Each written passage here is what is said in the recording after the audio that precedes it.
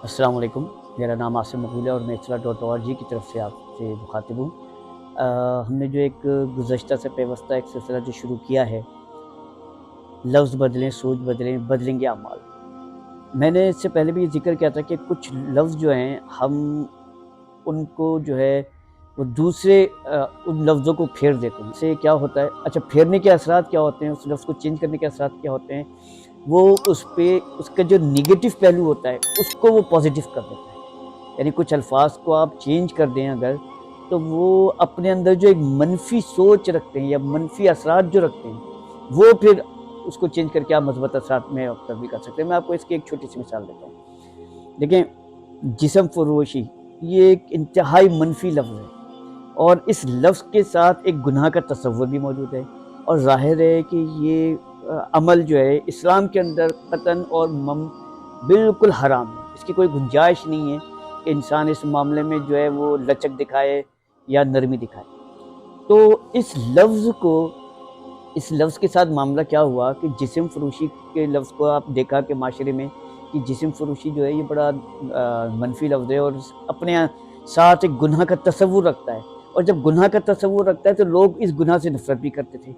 तो कुछ लोगों ने अपने मज़मूम इरादों को जो है पाए तकमील तक पहुँचाने का ये रास्ता इख्तियार किया कि इस लफ्ज़ के साथ जो गुनाह का तसव्वुर मौजूद था उसको बदल दिया। यानी इस जिस्म फरोश का नाम जो है वो चेंज करके सेक्स वर्कर रख दिया गया। अब सेक्स वर्कर ये बेसिकली अपने अंदर वर्कर जो है ये अपने अंदर एक मस्बत पहलू रखता है।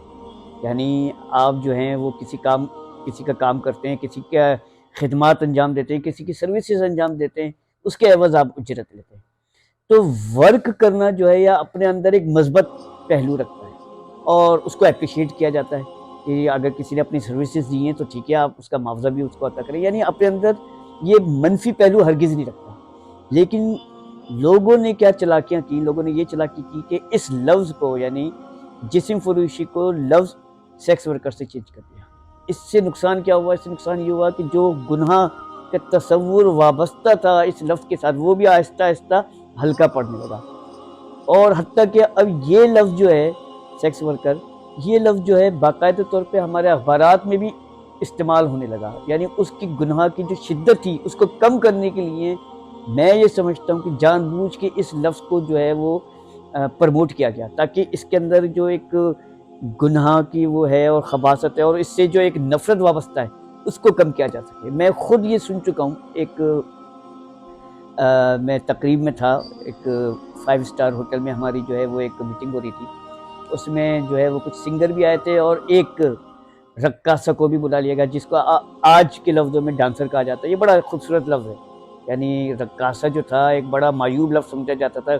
यहाँ पे भी इन लोगों ने यही किया कि इसको भी चेंज करके डांसर कर दिया। बहरहाल वो फिर उसने कुछ डांस वग़ैरह किया। इसके बाद जो है जो कंपनी का जो मार्केटिंग डायरेक्टर थे उनके ये अल्फाज थे कि ये इसने जो इस तरीके से किया है, देखिए आप इसकी क्वालिटी देखिए कि कितनी मेहनत की है, कितने पसीने आ गए और कितना इसने काम किया है। गोया वो उसको एज अ वर्कर के तौर पे ले रहा था और वर्कर के तौर पे न सिर्फ ये ले रहा था बल्कि उसको अप्रिशिएट भी कर रहा था क्योंकि जहनियत वही थी कि वर्कर है तो ज़ाहिर बात है फिर अप्रिसिएशन होगी, वर्कर है तो ज़ाहिर बात है फिर तारीफ भी होगी, वर्कर है तो ज़ाहिर बात है कि उसकी भले गलत काम भी होगा लेकिन उसको सही समझ के उस उजरत को भी सही तस्वुर किया जाएगा। तो ये बाकायदा माशरों में जब हम तब्दीली लेकर आते हैं, जब माशरे तब्दील होते हैं, जब सोच तब्दील होती है तो वो इसी तरह होती है कि गलत लफ्ज़ के अंदर जो खबासत है उसको चेंज करके उसके अंदर मस्बत लफ्ज़ डाल दिया जाता है।